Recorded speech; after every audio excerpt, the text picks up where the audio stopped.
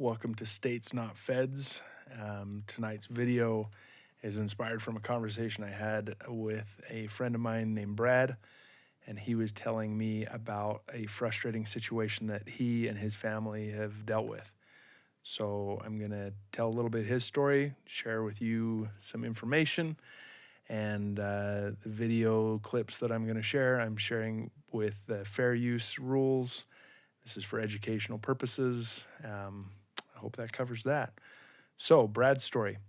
He was telling me about a piece of ground that he and his brothers had found on the San Rafael Swell. This is in the heart of BLM country in Utah. Okay, is this really difficult place to get back into? It was just when he got back in there, it was just this beautiful area, big cliffs, and there's this great camping spot. Him and his brothers camped there, had a great time. They went the next year to go to that same spot, and the road was closed. And the sign said, no camping beyond this point.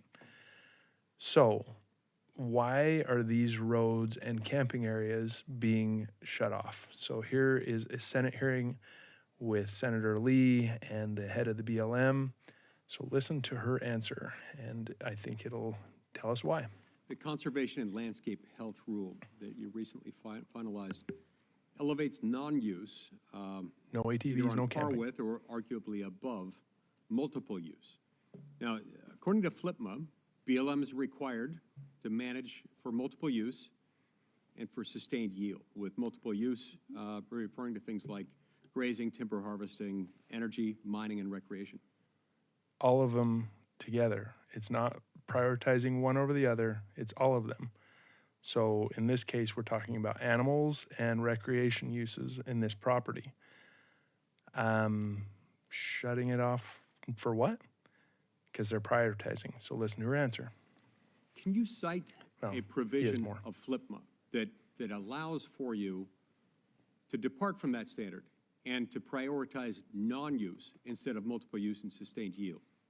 What provision of FLPMA allows you to do that? Title I, Section 103 is where the multiple use definition occurs in FLPMA, and it is very explicitly clear that managing for fish and wildlife habitat, managing for natural and scenic values, those are direct words from FLPMA, is our responsibility. Okay. So camping in that area or being able to drive into the area actually makes it so you can use it, so you can recreate.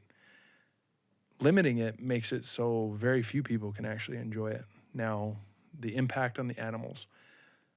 Look, if you live in the West, you know that areas where there's roads, there's still animals.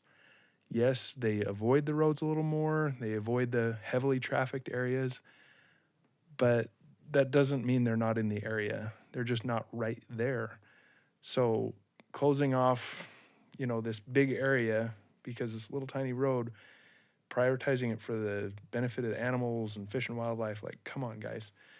It's not necessary. It's really frustrating for those that live in the area. These are places that we love, we enjoy, and this BLM rules from the federal government are shutting off our ability to enjoy and recreate, and it's just really frustrating. So there's a specific example.